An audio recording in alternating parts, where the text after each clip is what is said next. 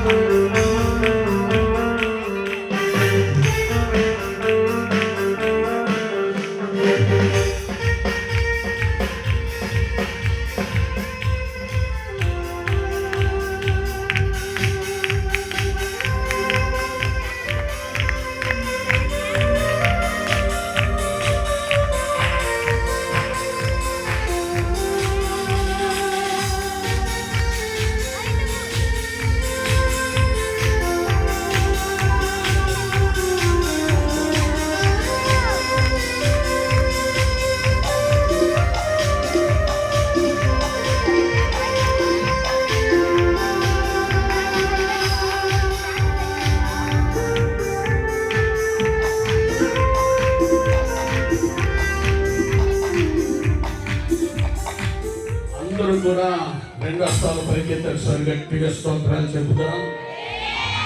హల్లెలూయా హల్లెలూయా. చక్కటి క్యాలెండర్స్ మరి సిద్ధం చేశారు కాబట్టి మీరు వీటిని సొంతం చేసుకోవాలి. ఈ వచ్చే నూతన సంవత్సరం అంతా కూడా జనవరి 1 నుంచి మరలా డిసెంబర్ 31 వరకు కూడా మరి యొక్క క్యాలెండర్ని మనం ఫాలో అవ్వాల్సిన వారిపై ఉన్నాము.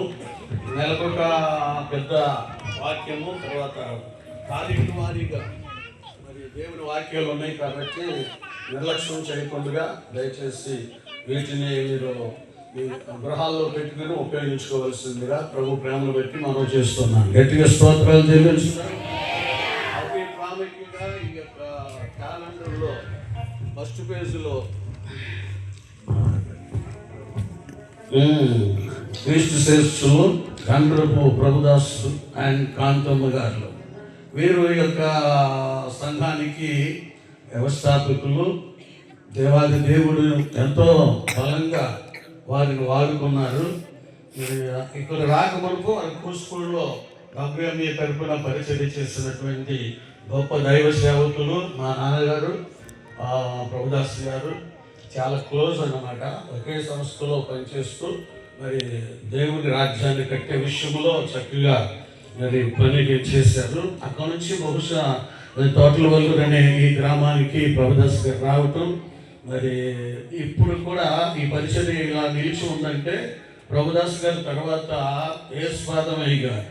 అందరూ ఒకసారి స్తోత్రాలు చెప్తున్నా. హల్లెలూయా హల్లెలూయా. యేసుపాదమయ్య గారు పడిన కష్టం మరి నాకు బాగా తెలుసు.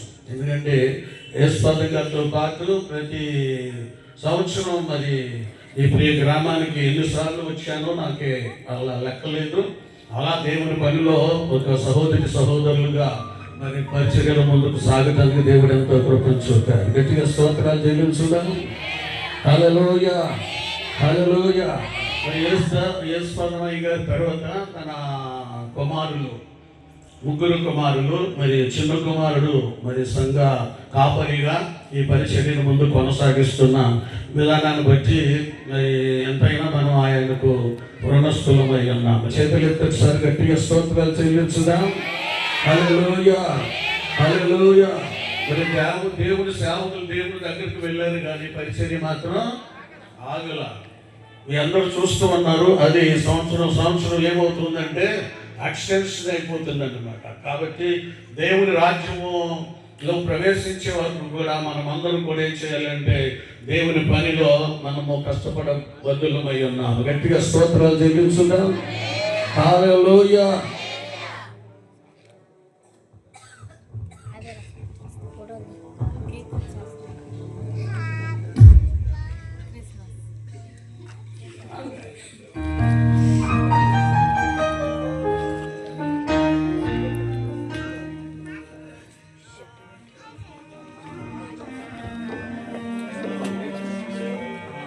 దయచేసి లేచి నిల్చుందాం.